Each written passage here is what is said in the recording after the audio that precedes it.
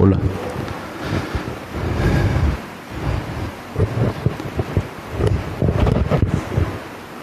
Muy buenos días, amados hermanos en Cristo Jesús. Maravilloso es nuestro Dios.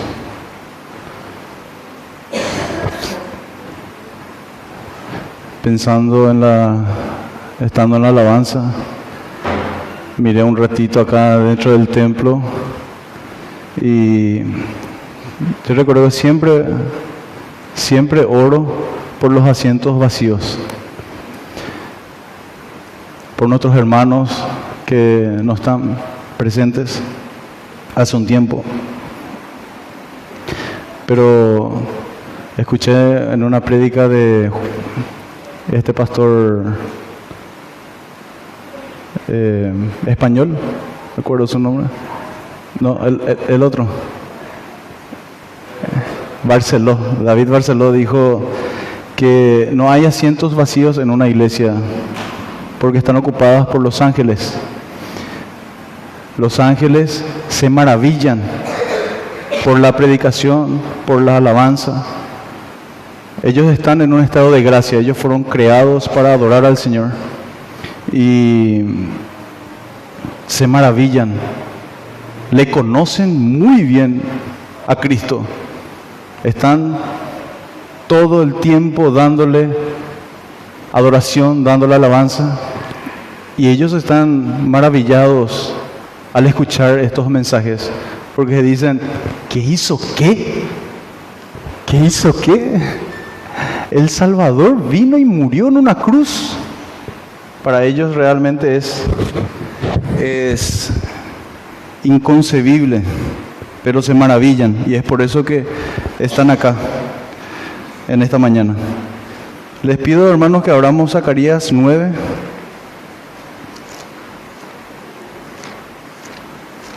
Zacarías capítulo 9, versículo 9.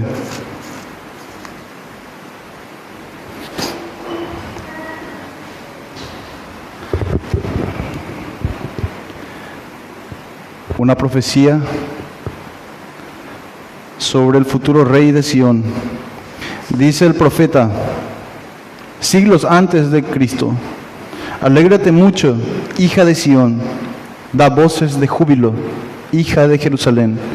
He aquí tu rey vendrá a ti, justo y salvador, humilde y cabalgando sobre un asno, sobre un pollino, hijo de asna. Vamos a pedir a Dios en oración que bendiga este tiempo.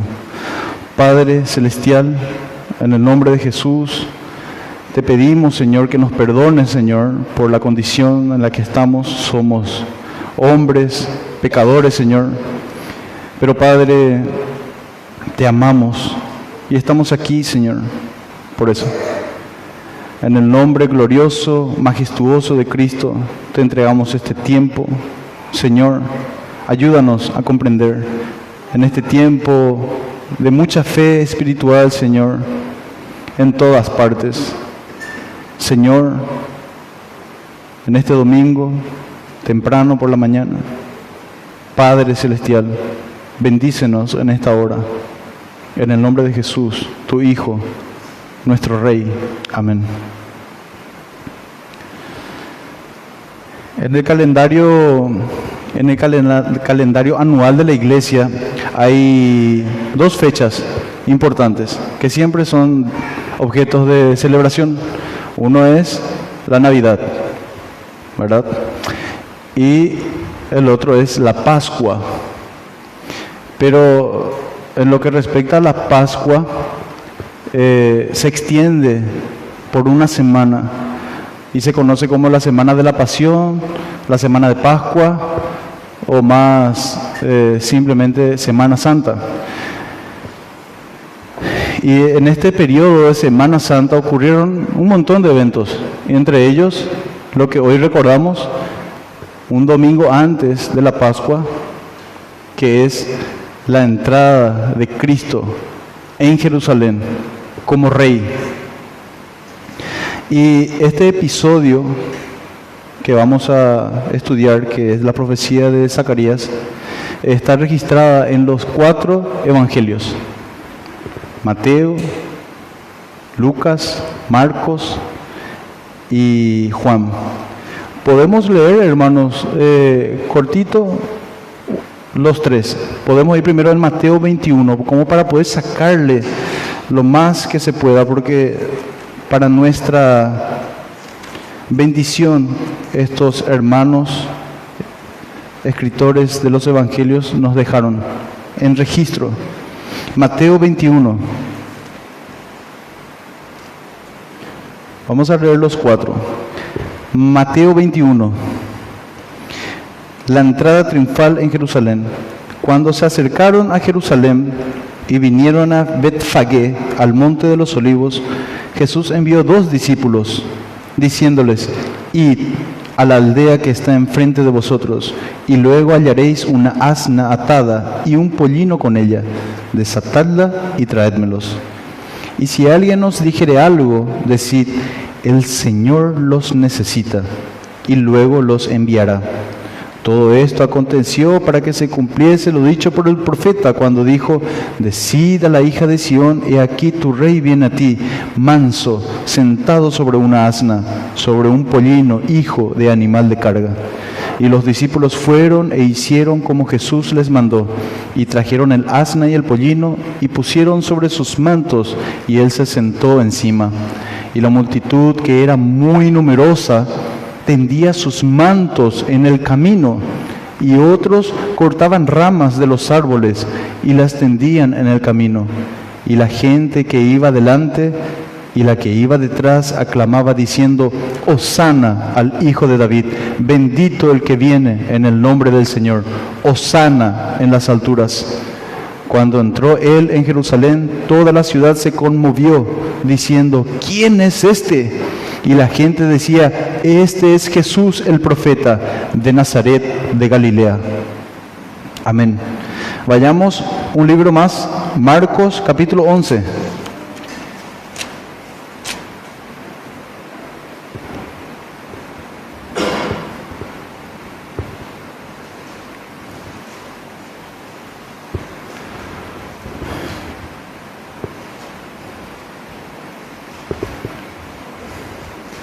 Marcos capítulo 11. Cuando se acercaban a Jerusalén, junto a Betfagé y a Betania, frente al monte de los olivos, Jesús envió 2 de sus discípulos y les dijo: id a la aldea que está enfrente de vosotros, y luego que entréis en ella hallaréis un pollino atado, en el cual ningún hombre ha montado. Desatadlo y traedlo. Y si alguien os dijere: ¿por qué hacéis esto?, decid que el Señor lo necesita, y que luego lo devolverá. Fueron y hallaron el pollino atado afuera de la puerta, en el recodo del camino, y lo desataron. Y uno de los que estaban allí le dijeron: ¿qué haces desatando el pollino? Ellos entonces le dijeron cómo Jesús había mandado, y los dejaron. Y trajeron el pollino a Jesús, y echaron sobre él sus mantos, y se sentó sobre él. También muchos tendían sus mantos por el camino, y otros cortaban ramas de los árboles, y las tendían por el camino. Y los que iban delante y los que venían detrás daban voces diciendo: Hosana, bendito el que viene en el nombre del Señor, bendito el reino de nuestro padre David que viene, Hosana en las alturas. Y entró Jesús en Jerusalén y en el templo, y habiendo mirado alrededor todas las cosas, como ya anochecía, se fue a Betania con los 12. Amén. Lucas 19.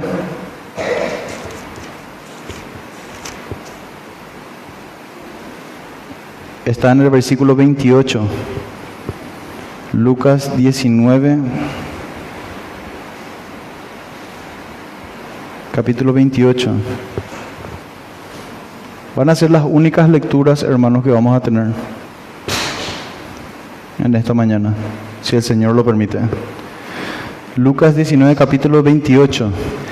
Dicho esto, iba adelante subiendo a Jerusalén, y aconteció que llegando cerca de Betfagé y de Betania, al monte que se llama de los Olivos, envió 2 de sus discípulos, diciendo: id a la aldea de enfrente, y al entrar en ella hallaréis un pollino atado, en el cual ningún hombre ha montado jamás. Desatadlo y traedlo. Y si alguien os preguntare: ¿por qué lo desatáis?, le responderéis así: porque el Señor lo necesita. Fueron los que habían sido enviados y hallaron como les dijo. Y cuando desataban el pollino, sus dueños le dijeron: ¿por qué desatáis el pollino? Y ellos dijeron: porque el Señor lo necesita. Y lo trajeron a Jesús. Y habiendo echado sus mantos sobre el pollino, subieron a Jesús encima. Y a su paso tendían sus mantos por el camino. Cuando llegaban ya cerca de la bajada del monte de los olivos, toda la multitud de los discípulos, gozándose, comenzó a alabar a Dios a grandes voces por todas las maravillas que había visto, diciendo: bendito el Rey que viene en el nombre del Señor, paz en el cielo y gloria en las alturas. Entonces algunos de los fariseos de entre la multitud le dijeron: Maestro, reprende a tus discípulos. Él respondiendo les dijo: os digo que si estos callaran, las piedras clamarían.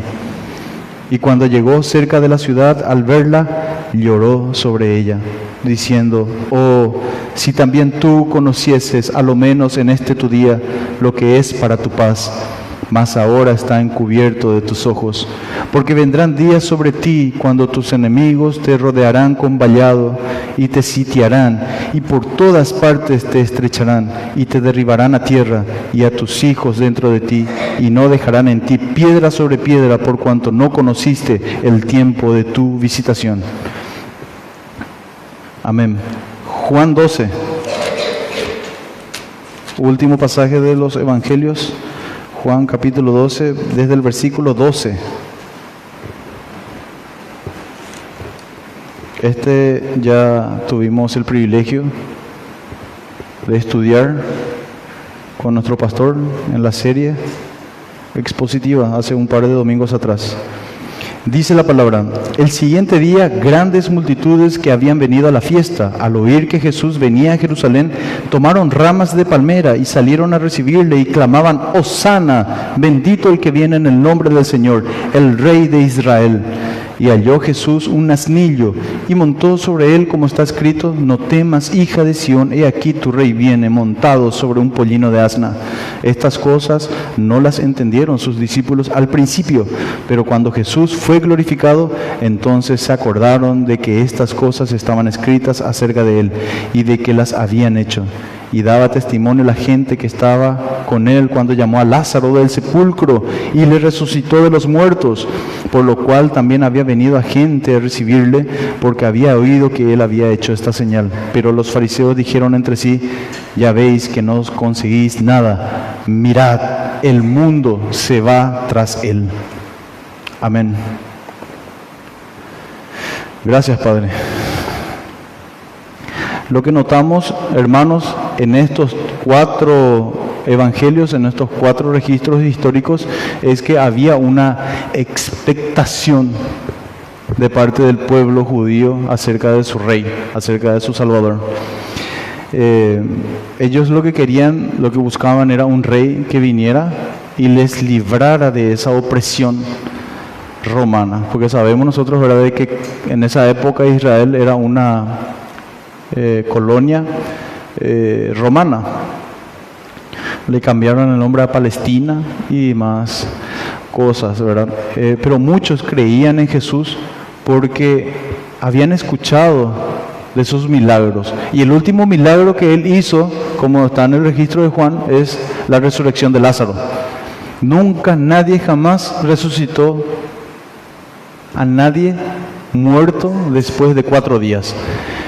Lázaro era una persona de clase alta, media, no era tan, pero era una persona conocida de la época. Y cuando murió, todos sabían, todos estaban en conocimiento de que Lázaro había muerto y que ya había muerto hace 4 días.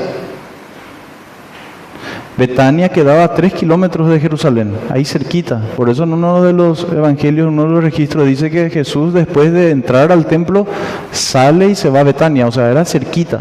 Era como caminar de acá ¿hasta dónde sería 3 kilómetros? La vivienda de kilómetro 5 ya es lejos ya. Mucho más cerca, de la rotonda, ponerle, ¿verdad?, que llegaríamos en lo máximo. Más o menos esa era la distancia de Betania, de Jerusalén.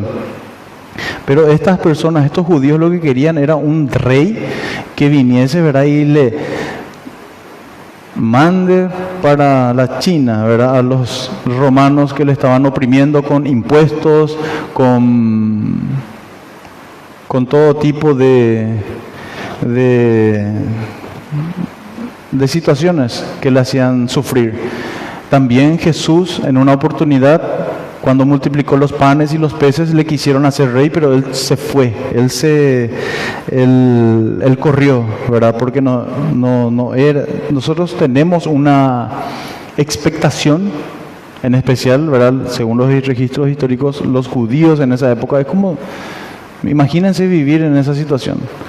Obviamente no se justifica de ningún modo, pero como decía Sproul, dijo él una vez, ¿verdad? De que si quieres que la gente se enoje contigo y se vaya y te odie, crea expectativas y no las cumplas. Y eso fue lo que ocurrió con Cristo. Había una expectativa muy grande sobre él. Todos le hicieron rey. En este momento Cristo aceptó su coronación de rey. No tenía una corona, tenía una corona de espinas, ¿verdad? Pero se declaró públicamente rey de Israel. Entonces, luego de ver todas estas cosas maravillosas que Cristo hizo, el deseo ganó en sus pensamientos y ellos imaginaban que Él iba a restaurar el reino. Todos estos judíos pensaban que iba a darles esa tan añorada libertad que ellos deseaban. Entonces había dos salidas para Jesús. Una era ceder a sus deseos, coronarse rey, expulsarle a los opresores. ¿Y cuál era la otra? Morir por haber decepcionado esa expectación popular. Y nosotros sabemos, ¿verdad?, cuál fue lo que Él eligió. Él vino para salvar a otros, no para ser ungido rey, en el sentido de que los judíos entendían.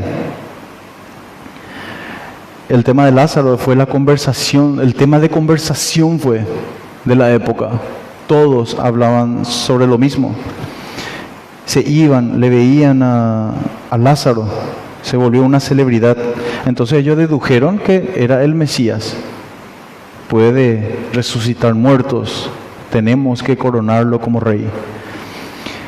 Entonces, lo que entendemos luego, ¿verdad?, lo que vemos en los evangelios es que encontramos que no todas aquellas personas que tendían ramas en las palmeras, los que tendían sus mantos, no todos ellos tenían interés en Cristo como un príncipe espiritual. Cuando se dieron cuenta de que estaban equivocados, cuando le encontraron a su rey, que le gritaron Hosana, el hijo de David, y unos días después le encuentran frente a Pilato todo golpeado, todo magullado, condenado a muerte. Crucifíquenle, fueron los gritos de estas personas. Pero era necesario que se dijera pública y abiertamente de que él era el hijo de David y reclamar legítimamente el trono de David. Y todo esto hizo en esta ocasión, en este domingo que recordamos, el domingo de Ramos. Los fariseos le decían, si eres el Cristo, dínoslo abiertamente. Ahí ya los dijo, se coronó rey. Yo creo, hermanos, que Jesús utilizó ese fanatismo popular de esa época como para poder demostrarnos en su soberanía y presentarnos un sermón vivo de que todos somos propensos a olvidar debido al carácter espiritual. Entonces vamos a pedirle a Dios en oración que nos ayude a obtener el mayor beneficio de esta palabra. Voy a orar, hermanos, cortito. En el nombre de Jesús, Padre, ayúdame, bendito Señor, Padre Santo, para poder exponer, para poder aprender juntos en comunidad como hermanos, Señor. Gracias te doy, Señor. Abre nuestra mente. Deslúmbranos con tu luz admirable, Señor. En el nombre de Jesús. Amén.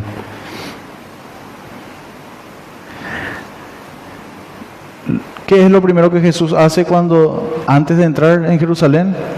Le llama a 2 de sus discípulos.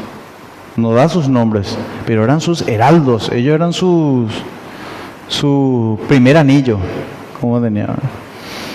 Y le dice, vayan y tráiganme un burrito, un asno, un pollino.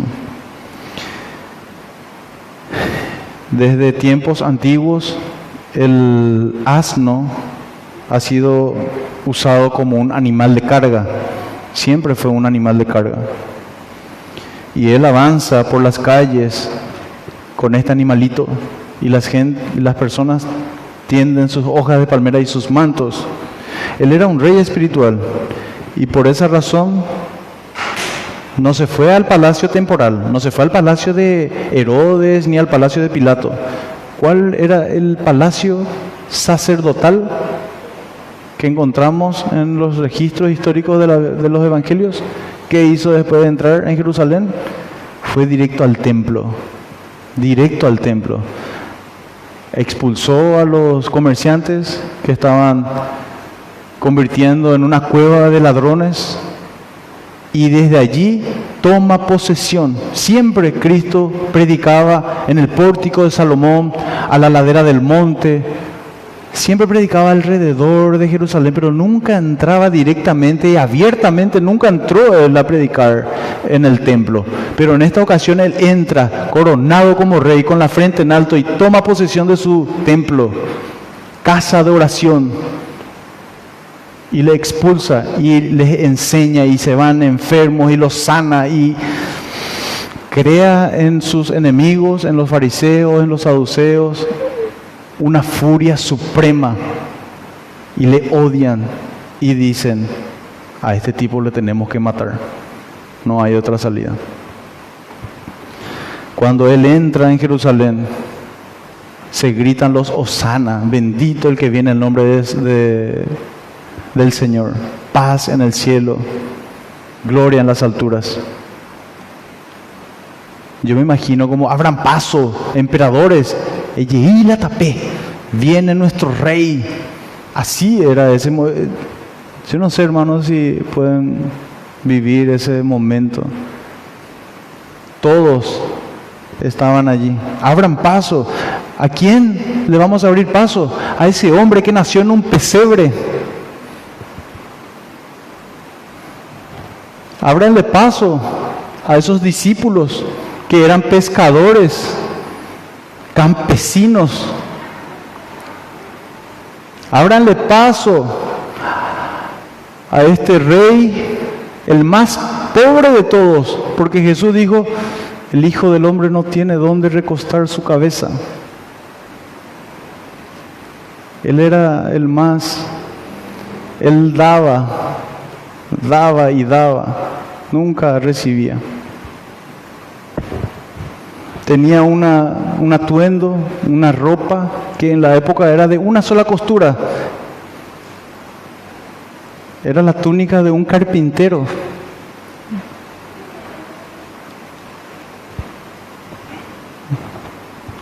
Tejido de arriba abajo. No tenía ninguna corona, como le dije, la corona de espinas que iba a recibir. No tenía ninguna ropa esplendorosa, no era nada majestuoso. Pero era más majestuoso espiritualmente, mucho más que cualquier rey, mucho más que cualquier otro ser de clase. Es rey por encima de cualquier rey sobre la tierra. Si hubiese sido la voluntad de nuestro Señor, que todo ser humano se arrodille ante Él, y que había sido coronado en ese mismo lugar, en ese mismo momento, Él tenía que haber dicho una sola palabra nomás, si Él es el Rey Todopoderoso. Con Él a la cabeza se iban a aglutinar. Se calcula, según los estudiosos, de que había entre 5.000 a 10.000 personas en ese momento. Y era un número suficiente para poder avanzar agarrarle a Pilato, matarle a todos los soldados que había por ahí. Pero no, esa no es la voluntad del Señor. Ellos no tenían espadas, ellos tenían hojas de palmera. No tenían escudo, tenían sus mantos sucios. Eran pescadores. Lo más probable es que esos mantos que ponían por el camino tenían todavía olor a pescado, porque hace 1 o 2 horas nomás estaban antes trabajando. O el olor que queda, ¿verdad? No sé si alguien conoce a algún pescador. O se va en una pescadería, por más que no tenga pescado, el olor queda allí. Toda esa furia del ejército judío pudo haber librado de las legiones romanas y convertirse a la fuerza en una nación nuevamente, libre. Pero ese poder de obrar milagros, como dice la Escritura, que cuando le fueron a apresar a Jesús, les dice: yo soy, y los romanos retroceden y caen a tierra. Él tenía el poder, hermanos, no le faltaba. Él pudo haber barrido la tierra, no solamente Jerusalén, la tierra entera, y todos hubiesen cedido a su supremacía. Todos los hombres se iban a postrar delante de él y lamerían el polvo. No hay ninguna razón para que Cristo no hubiera sido más poderoso que nadie jamás en la tierra. Pero si tan solo su reino fuese de este mundo, ¿verdad? Como su reino no es de este mundo, es otra la historia. Pudo haber reunido una tropa gigantesca y había derretido a todos los ejércitos como la nieve en un día caluroso. Los iba a pulverizar. Entonces, si la voluntad de Cristo fuese esa, entonces sus santos, nosotros, sus hijos, hubiésemos sido ya príncipes hoy. Él puede darle a su iglesia poder, riqueza, puede levantar a la religión cristiana por encima de todas las demás, volverla espléndida, si esa fuera su voluntad. No hay razón por la cual toda la gloria que leemos en el Antiguo Testamento, en la época de Salomón, en donde dice que Salomón se vestía de lo mejor, pero Jesús dice: ni los lirios del campo, ni aun Salomón con toda su gloria se vistió como uno de ellos. Su reino no es de este mundo, hermanos. Él no vino para hacer eso. Él no vino para adornar a la iglesia con esplendor visible, hacer alianzas con estados, con otros, ser figuras, amigos de los gobernantes, con levantar pastores, señores de la élite. No tiene la intención de vestir a la iglesia con una ropa que no es de Él. Vestiduras que nunca fueron diseñadas para ella. Si a Dios le importara la gloria de este mundo, pronto hubiese estado a sus pies. ¿Quién en su contra puede ponerse? Pero a Él no le importa. Él dice: lleva tus baratijas de acá, no me importa.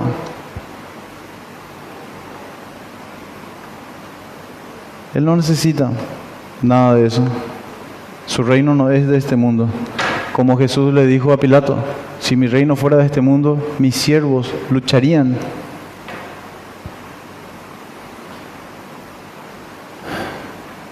Amada iglesia de Cristo, tú tienes que menospreciar también lo que tu esposo menosprecia.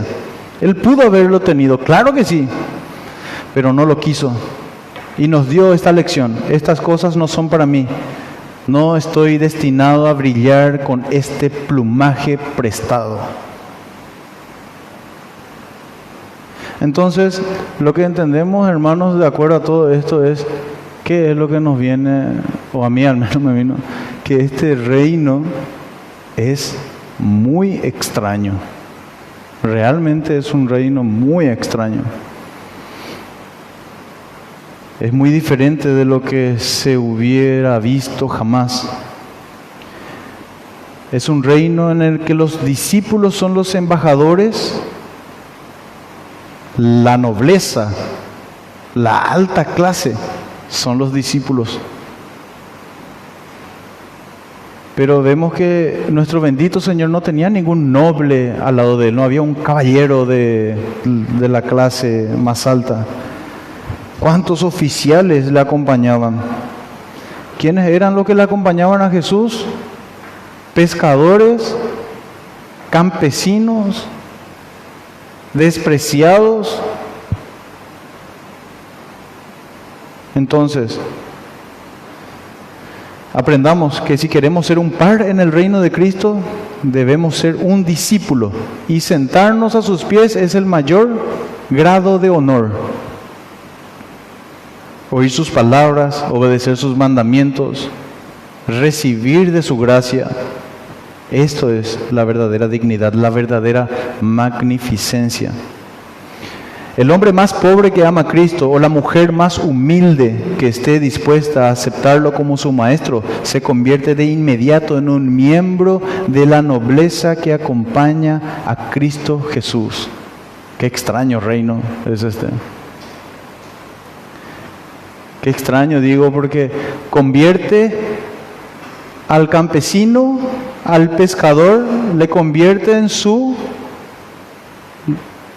parte de su reino, en parte de su... se convierten en nobles, pero siguen siendo campesinos y pescadores. Seguimos siendo los mismos. El reino del que hablamos, en el que el discipulado es el más alto rango, en el que el servicio a la iglesia es la cédula de la nobleza. Qué extraño reino. No hay ninguna ley escrita sobre papel, no hay ningún heraldo que viene y proclama con trompeta: estas son las leyes de nuestro rey. No, Él escogió algo mejor. Escribió las leyes en las tablas del carne, del corazón. Allí están. Entonces nosotros, por eso es que cuando habla del pasaje, traigan ese pollino, traédmelo. Y si alguien les pregunta, ¿el Señor los necesita?, directamente le entregó, porque estaba escrito en el corazón. No se fueron ellos con una carta, con una, ¿cómo le dicen? Bula papal, le dicen. No se fue con un documento, se fue y le dijo: el Señor necesita de tu burro. Y Él le dio, le entregó. El dueño del asno les dijo: déjenlos ir con gran gozo, y considero un alto honor contribuir a este grandioso Rey de paz. En este reino no encontramos leyes ni abogados que tengan necesidad de interpretar la ley. El deseo de cada hombre está sometido a la obediencia. La gloria de su Señor es el principal objetivo, y la ley es el deleite. Pero qué extraño reino, ¿verdad? Qué extraño reino. Miren a su rey. Qué extraño reino. Su rey viene cabalgando en un burrito. El hombre más pobre de todo Israel no tenía dónde recostar su cabeza, y allí va cabalgando en un burrito ajeno que tuvo que pedir prestado, porque dice que le devolvió después. Ese es nuestro rey, un rey que iba a morir pronto, y él sabía eso. Que iba a morir desnudo, porque tenía una sola ropa, y le quitaron y echaron suertes. Qué extraño reino es este. Vivió para otros. Y mirarle a sus discípulos, todos pobres, ni siquiera tenían banderas, no tenían banderas para colgar en las ventanas, sus telas rotas por las ventanas. no tenían ropa espléndida para una alfombra mejor, arrancaban hojas de palmera, lo que encontraban por ahí, y ponían. No tenían no tenían dinero para un gasto, para una mejor celebración. Por todos lados prevalecía la pobreza. No había ni sonido de trompeta, no había pompa, no había nada de eso. Qué extraño reino. Un reino, quien es jefe entre nosotros no es el más rico, sino el que es más rico en fe. Un reino que no depende de ningún ingreso público, excepto el ingreso de la gracia divina. Un reino al cual se le invita a todos, sea rico o sea pobre, a que vengan a él. Un reino sin fuerzas armadas, no había soldados. Ellos tenían ramas de palmera en lugar de espadas. Ese hombre que quitó su túnica para poner en el piso para que Jesús pase, casi se quedó desnudo seguramente porque era lo único que tenía puesto. Boriahu, rey de paz, un reino sin sangre ni ciudades quemadas. Pero qué reino más extraño es este. Si algún ministro le ofrecía un ejército de soldados a Jesús en ese momento, iban a decir, pero ¿qué vamos a hacer con él? Porque no es el objetivo, hermanos. Cuando un rey es coronado en cualquier país que tienen la corona, por ejemplo España, Inglaterra, Suiza, creo que son países que tienen reyes todavía, reinos parlamentarios le dicen, las calles son adornadas, en todos lados se adornan. Antes dice que habían fuentes, famoso hay fuente de aguas, la plaza de aguas. Dice que cuando se coronaba un nuevo rey, vaciaban las aguas y ponían vino para que fluya el vino y todos estén festejando. Todo tiene que ser un festejo. Una semana entera, 2 semanas, un mes, festejo porque tenemos un nuevo rey y hay que celebrar. Y el rey venía en un caballo forrado en oro. Pero este rey venía sobre un asnito ajeno. Él es tan accesible, hermanos, para cualquiera. Tan accesible. No está apartado de nadie. No reclama ser superior de nadie. Es más, él dice ser siervo. Tiene tan en poco imponerse como un rey. No necesita trompetas. La voz de los hombres, Hosana, bendito el rey, ya era suficiente. Y todos los que estaban ahí eran corazones amorosos, voluntarios. Suyo es el reino de la mansedumbre, el reino de la humillación. Que nosotros, hermanos, pertenezcamos a este reino. Amén. Que sintamos en nuestros corazones que Cristo ha entrado para derribar ese pensamiento orgulloso. Pero qué extraño reino es este. Un rey no maravilloso e incomparable. Es algo que no puede ser encontrado en la tierra. Su poder su amor, el poder de su amor es irresistible. Nosotros nos entregamos por completo a este rey, ¿verdad?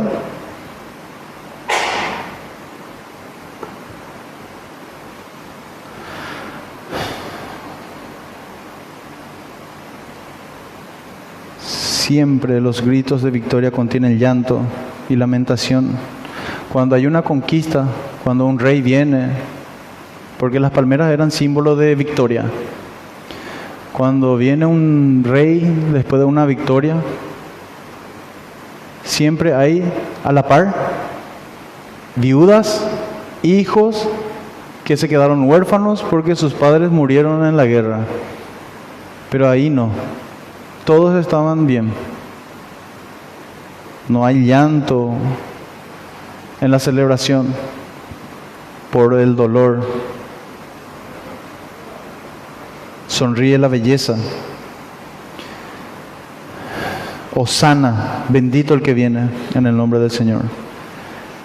un gozo puro. Gritemos nosotros que somos los súbditos del Rey Jesús. Podemos tener problemas de aflicciones, no digo que no, pero no proviene de Él. Sus caminos son deleite, dice un salmo. Sus veredas son de paz. Hay una música que dice, alegres juntos a una voz, dad gloria, que siempre cantamos, ¿verdad? A Chloe le gusta. Dad gloria. Alegres juntos a una voz. Él viene para limpiar tus lágrimas, no para provocarlas. Y para culminar, hermanos, el Salvador en su entrada triunfal explicó bien cuáles son los efectos. La ciudad entera fue conmovida. Todos tenían algo que opinar. Todos tenían algo que opinar. No es que todos los que estaban ahí eran seguidores firmes del Señor. Uno veía y decía, mira esa que está arrodillada allá. Pero qué vergüenza. Qué ñemoti estar ahí en compañía de estos campesinos pobres. Algunos miraban, seguramente Pilato, si es que estaba allí, si vio algo de esto, habrá dicho, mirale a ese mendigo arrojando su gorro. Acá no hay nada que temer. Este hombre no va a derrocar al César jamás. No hay ninguna sola espada, sus canciones son de esos salmos que ellos cantan. Todo eso es despreciable y ridículo. Ellos decían seguramente eso, porque todos querían ver pompa y celebración a lo grande, pero no. Qué extraño reino es este. El reino de Cristo es ridículo, dicen. Se burlan porque no hay pastores famosos, renombrados, asientos cómodos en las iglesias, equipos de sonido de primer nivel. Se traslada a eso, hermanos. Se aplica. Para estas personas es una insensatez y lo miran con desprecio. Pero Él vendrá, hermanos. Cristo va a venir y va a venir con gloria y gran poder. Amén. Que el Señor venga. Y muchos otros iban detrás de los milagros. Así como Herodes, cuando le llamó y le dijo, mostrame un poco uno tu milagrito para entretenerme. Vamos a ver un poco de qué sos capaz. Todos hablan de ti. Y Herodes después le escupió y le dijo, andate acá. Ese era el rey. Qué extraño reino. Muchos se acercan por curiosidad, porque el Evangelio es algo bueno, es algo digno. Muchos vienen porque es algo bueno, así como Simón el mago.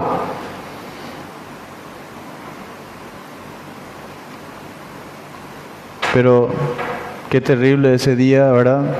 El día en que estemos allá en el trono y Jesús te diga, no te conozco, apártate, hacedor de maldad,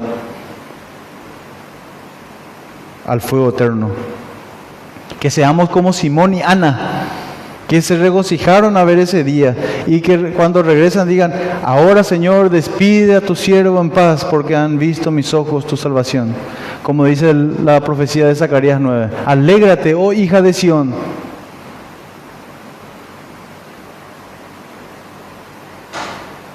En el pasaje de Mateo vemos que él se acercó a los mercaderes y los expulsó del templo porque había hecho cueva de ladrones. Pidamos en oración que Cristo nos visite hoy y siempre, y que vuelque esas mesas y las sillas de los cambistas que hay en nuestros corazones. No servir a Cristo por dinero jamás, que le sirvamos porque le amamos, no porque podemos obtener algo a cambio.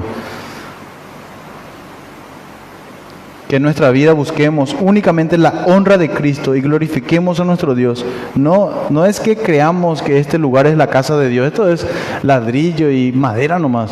Salomón dijo, he aquí los cielos de los cielos no te pueden contener, cuanto más este templo que voy a crear para ti. Sabemos de que este es un lugar que Dios nos presta para que nos reunamos, pero que volquemos esas mesas y sillas de esos cambistas que trafican con el Evangelio que están dentro de nuestros corazones, porque nosotros somos el templo de Dios. Somos el templo del Dios vivo. Y que no convirtamos nuestro templo en un palacio. Amén, hermanos. Vamos a orar para terminar. Padre, bendito Dios, glorioso por los siglos, tuyo es el reino, el poder, la gloria y la majestad, Señor. Padre, te doy gracias por esta mañana. Bendícenos, Señor, a cada hermano, a cada hermana, Señor, que asistimos en esta mañana, Señor, para... Padre Celestial, tú eres nuestro Rey, y es un reino muy extraño, Señor, pero queremos ser parte de él, Señor. Ven en este tu templo, Señor, y echa fuera nuestro egoísmo. Saca de nosotros, Padre, todas estas cosas que nos inclinan a servir a las riquezas, para servirte a ti, Señor, solamente a ti. Ayúdanos a vivir para ti, que no vivamos para nosotros mismos, Padre. Te suplico que nos cures de la ceguera espiritual, que resplandezca tu luz admirable, que te miremos a ti, Padre, colgado en esa cruz, Señor. Derrama aquí, Señor, tu poder en esta mañana, en nuestras vidas. Haz grandiosa nuestras reuniones, Señor, en donde tú estás sanando a tu pueblo, Padre, nuestras almas. Líbranos del orgullo, mi Señor. Y como el ciego de Bartimeo, Señor, que nos acerquemos y te digamos, quiero ser sanado, Señor. Y tú respondes, sé sanado. Jesús, Hijo de David, ten misericordia de mí. Ven y vive y reina en nosotros, Padre. Te lo pedimos, oh grandioso Rey, glorioso por los siglos, Padre. En el nombre de Jesús. Amén.